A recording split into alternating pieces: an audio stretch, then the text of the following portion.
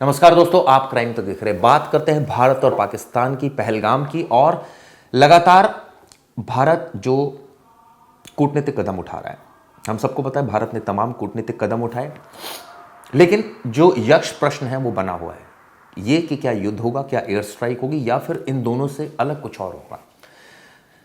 नौसेना भी तैयार है, थल सेना भी तैयार है और वायुसेना भी तैयार है। लेकिन दूसरी तरफ पाकिस्तान में भी खलबली मची पड़ी है। एलओसी पर सीज फायर का वॉयलेशन लगातार हो रहा है, हम देख रहे हैं। वहीं तमाम नेता अलग अलग बयानबाजी भी कर रहे हैं।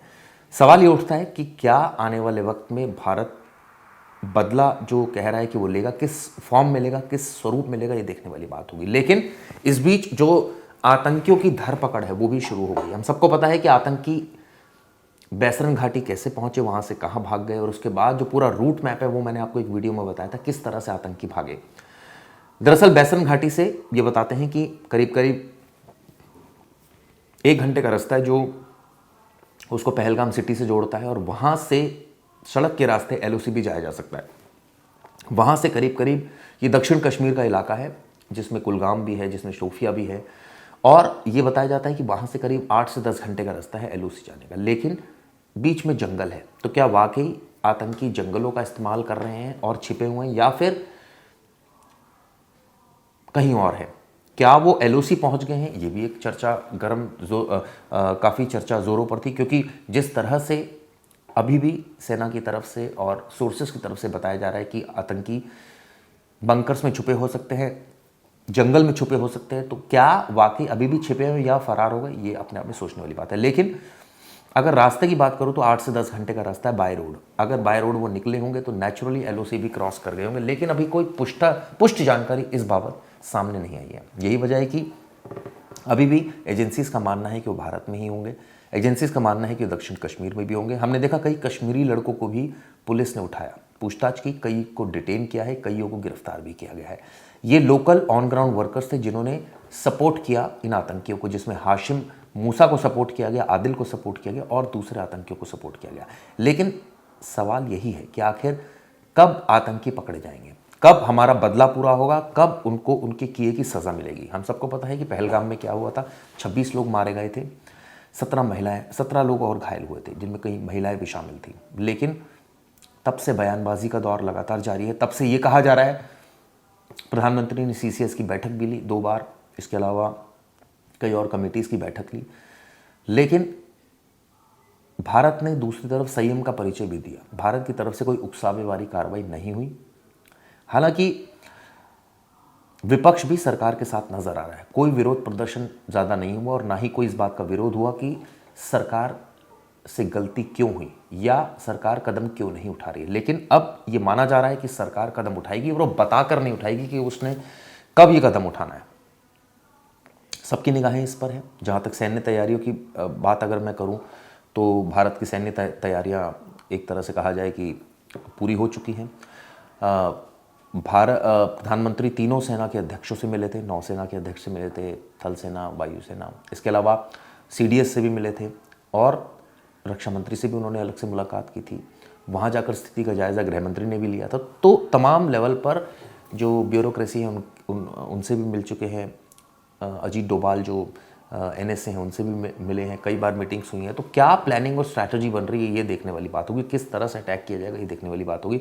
हम सबको पता है कि पहले पुलवामा के बाद जिस तरह से एयर स्ट्राइक हुई थी एलओसी पर, कई सारे बंकर्स को तहस नहस कर दिया गया था। लेकिन अब स्थिति अलग है, बंकर्स वहाँ, आतंकी वहाँ से फरार हो गए, इस तरह की जानकारी निकल कर आ रही है। ये भी जानकारी निकल कर आ रही है कि उन्होंने कुछ ऐसे एंटी मिसाइल रडार जो है वो स्टैब्लिश कर दिए ताकि ये पता चल सके कि भारत हमला करने वाला है, उसके पहले ही उनको इत्तला मिल जाए। ये भी जानकारी मिली है कि उनके पास भी इनफैक्ट कई नेता ये भी धमकी दे चुके हैं कि दोनों परमाणु संपन्न देश है, ऐसे में युद्ध किसी भी सेंस में ठीक नहीं होगा। इस तरह की तमाम बातें वहाँ के नेता कर चुके हैं। हालांकि पाकिस्तान ने एक चीज़ जो है वो ये भी बोली है कि वो जांच के लिए तैयार है, और ऐसे में भारत को इस तरह के आरोप नहीं लगाने चाहिए बिना सबूतों के। लेकिन सवाल यही उठता है कि भारत ने इन्वेस्टिगेशन अभी कर रही है एजेंसीज, और एजेंसीज ने जो इन्वेस्टिगेशन करी है उसके बेसिस पर भारत का कहना है कि आतंकवाद सीमा पार से ही शुरू हुआ था, और कहीं ना कहीं इस पूरे मामले में आतंकी मूसा, जिसका नाम सुलेमान है, वो और तमाम और लोग शामिल थे। कई दिन तक रैकी की गई, उसके बाद इस घटना को अंजाम दिया गया, एस्केप प्लान बनाया गया, भागने की पूरी कोशिश कर रहे हैं आतंकी, लेकिन हमारी जो एजेंसीज हैं वो लगातार उनका पीछा कर रही है। ये भी साफ हुआ कि कौन से हथियारों का इस्तेमाल हुआ मौके पर। यह भी साफ हुआ कि आतंकियों ने धर्म पूछकर गोली मारी। ये भी साफ हुआ आतंकी 4 से 5 हो सकते हैं। कई सारी वीडियोस सामने आई इस पूरे मामले को लेकर, और हम लगातार बयानबाजी के अलावा कूटनीतिक कदम तो उठा ही रहे। इन्वेस्टिगेशन की जहाँ तक बात करूँ, कई सारे कश्मीरियों को डिटेन कर रखा है, कुछ आतंकियों की पहचान हो चुकी है, कुछ सीसीटीवी भी खंगाले जा रहे हैं आसपास के, और जो पॉसिबल हाइड आउट हैं आतंकियों को वहाँ भी दबिश दी जा रही है। 3D मैप्स का इस्तेमाल किया जा रहा है जंगल में जाने के लिए, और बाकायदा स्पेशलाइज्ड जो टीम है वो सेना की जंगल में मौजूद है। लेकिन चूंकि रात हो जाती है तो ऐसे में ऑपरेशन रोकना पड़ता है, मुश्किलात आती है रात के समय, और ऐसे में आतंकियों का यही शायद, चूँकि एक आतंकी उनमें से बताया जाता है कि वो कमांडो है और उसको ट्रेनिंग जंगलों के बारे में काफ़ी अच्छी उसको ट्रेनिंग है, उसको पता है सारी तमाम चीज़ें, और वो खुद सेना से जुड़ा हुआ है वहाँ की। इस तरह की जानकारी निकलकर सामने आ रही है। लेकिन सबसे बड़ी बात यह है कि आतंकी आखिर गए कहाँ? क्या वो अभी भी दक्षिण कश्मीर के जंगलों में छिपे हैं, जैसा कि मैंने वीडियो की शुरुआत में बताया, या फिर वो सड़क के रास्ते LOC क्रॉस कर गए हैं? इन तमाम बातों को लेकर अभी भी क्यास लगातार बने हुए हैं, लेकिन